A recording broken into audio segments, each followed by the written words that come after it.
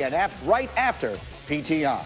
Let's get back to the NBA, and we've got Matt Barnes and Jay Will here. LeBron James and the Lakers taking on the Nets, led by Kyrie Irving. Bill Clinton, Michael Strahan sitting courtside. You'll see that in a moment. I don't know where Jay Will and Matt Barnes are in the highlight. Hey, I was right next to him. Where were you guys? You see my red shoes right there. I was sitting right next to Bill. LeBron getting going early, Jay Will. LeBron with another triple-double. His vision overall, he accounts for 53 points per game between assists and points. You see him there getting it going to Kuzma in the corner. Lakers up 71-66. Now, right before the end of the half, Lakers leading here, and LeBron goes up for the layup, but Matt, he's fouled by Kyrie. They were back and forth. I was surprised to see how much Kyrie guarded him last night and seeing, just how big LeBron is. But this game was never in doubt. He controlled the game from start to finish. It was just another amazing game for him. Kyrie had some words there, and to the third quarter we go. Under a minute left. Nets down 4. Kyrie hitting that pull-up 3, Jay. Yeah, Kyrie's the guy that has to be the momentum player for this team. And look, I don't care what anybody says. He is one of the most spectacular players to watch. So is AD. Stop it, Anthony Davis. So is AD. Goodness. That was pretty fun to watch. Glad to see him back on the court, too. And as we continue on here, under 10 seconds left in the third, Nets are down 7. Kyrie doubled, and then Jared Dudley here with an opportunity. What a shot, Matt. He's back in Brooklyn. The fans were loving their chanting Dudley last night. He hit a big shot. He's one of those good guys that gets the energy going. LeBron with the tough fadeaway. It's unfair. Kyrie doesn't stand a chance out there with him. The fact that he's 35 and he's top 2 in the MVP voting race tells you everything you need to know about him. Is that me back there? That was you in the background somewhere. Okay, yeah. The Lakers win this one, and you just mentioned it, Jay. LeBron is 35 years old. What are your impressions of what he's done so far this season and doing it at this age? It's between him and Giannis for MVP right now. And just the fact that he's 35 years old, the fact that out of all the Eastern Conference voters to go to the All-Star game, the starters, he has more All-Star game starts combined than all the starters in the Eastern Conference.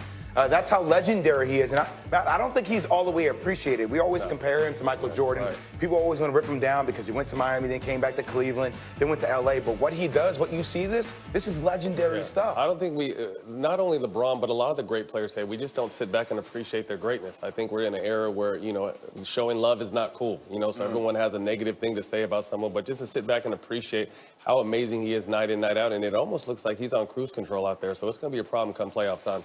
What do you think about that, him being on cruise control? Do you get that same impression by what he's doing? Or autopilot. He's still playing hard, but it's just so easy. I would say, he's still operating at a pretty high level in cruise control for LeBron. And they still have the best record in the West. But I do think that we're going to start, these games between L.A. and Brooklyn are going to be fascinating to watch.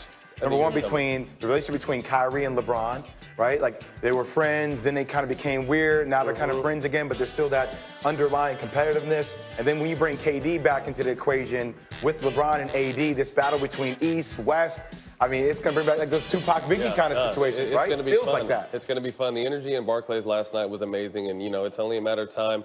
KD will be back next year, but we got to worry about right now. But like you said, Jay, in the future, that's going to be, that's going to be a heated battle. Yes. When we discuss the NBA in the next hour, we're going to talk about the All-Star voting and all of that and who might have gotten snubbed. These guys have some takes there. 2 of the association's best teams tip off NBA Friday at 8 Eastern. Kawhi and the Clippers, and that would be Zion Williamson. Now, when he did make his debut a couple nights ago, it was a night to remember. He scored 22 points in his NBA debut, 17 of them coming in that. Made the move to pull Zion after playing just 18 minutes. Now, Zion addressed the prevailing question about his size and his weight on the Woj pod. Take a listen to this. There's really no comparison to me because I try to add every level to my game. My body's just built different. Some people try to look at it as a weakness, but I look at it as a blessing because people aren't used to guarding this kind of size. And I'm able to add a little finesse to my game so it has flavor. And I feel like I'm a playmaker, so I can create for my teammates, and when I have to finish, I can go finish. Jay Will and Matt Barnes here with us to talk about this. And Jay, we've talked a lot about Zion's weight and how he can try to avoid further injury. What's your reaction to hearing what he says about trying to lose weight?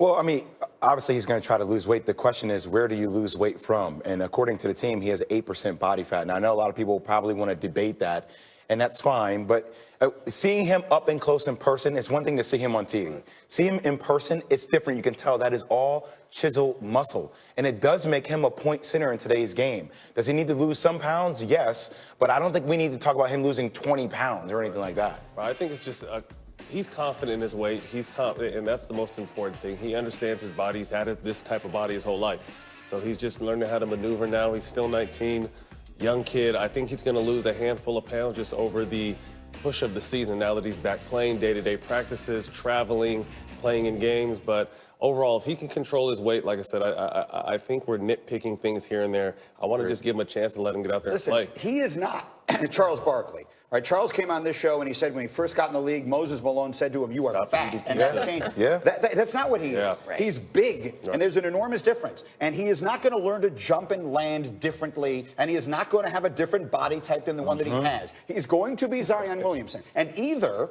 his body is going to be able, with all of his athleticism, to withstand what it takes to play in the NBA, or it isn't. But I don't think there's anything that's going to change that is going to change that. Does that make sense? It does make sense, and I agree with you. And the only question you have for Zion is just his ability to try to finish over people in traffic.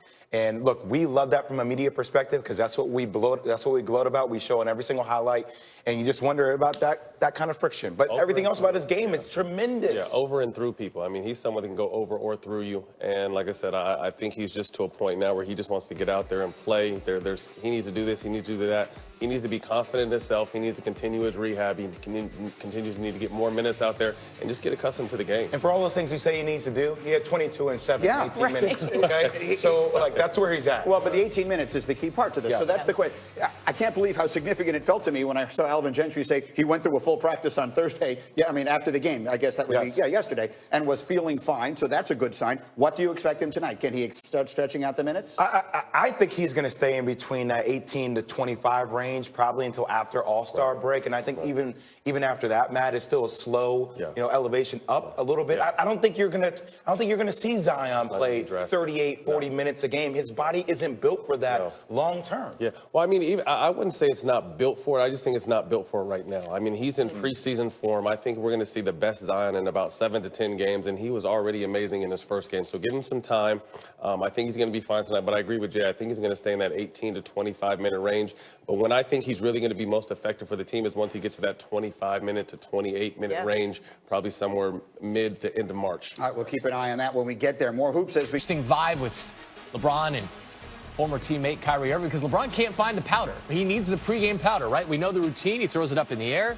Comes in 45 points shy of Kobe Bryant for third all-time on the scoring list. We're not going to catch Kobe without the powder. I need the powder. Where's the powder?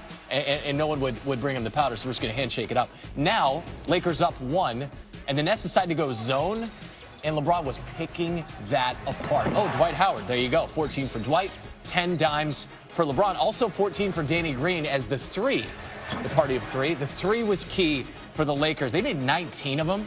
It's tied for the second most in franchise history. Kyle Kuzma got one there. Lakers scored 1.64 points per possession against the net zone. That's tied for the most by any team in any game this season. But still, Lakers only up 5 at the break. So now about a minute left in the third quarter. Nets down 4. Kyrie's trying to get something going. No. Anthony Davis says no, demonstrates the no, and then even said no after the fact. And Kyrie's like, are we good? Yeah, we're all right. Later, Kyrie doubled. Is that all he said? Doubled. We're going to turn it over. Contavious Caldwell-Pope finding Jared Dudley. Transition 3 for Dudley. Now, Lakers, 7 transition threes. It's the most in a game this season. They were up 10 going to the fourth, and then it's LeBron backing down Kyrie. Okay. You want stats on Kyrie? How about the Nets are 5 and 11 with him and 13 and 14 without him?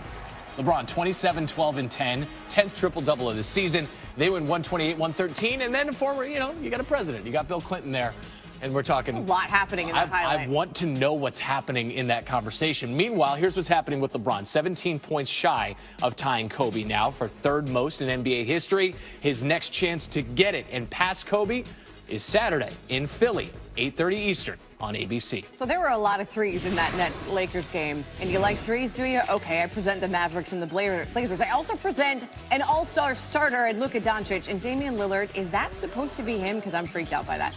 Career high 61 in his last game. And just picking up right where he left off. Shot clock winding down. Oh, let me just throw this up from 39 feet.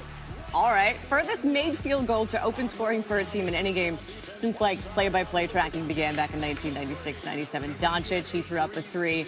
There's a lot of that, same spot. It's not just a replay, it's just another play. Doncic had 16 points on 7 of 10 shooting, and Lillard had 14 points on 5 of 7 shooting in the first quarter. Doncic finished with 27, but Damian Lillard was able to add just a few more in the third. Blazers down big, but Lillard doing what he can to just be toddler style, all by myself. And again, the whole way downtown thing was a bit of a theme for Lillard. And then the very next possession,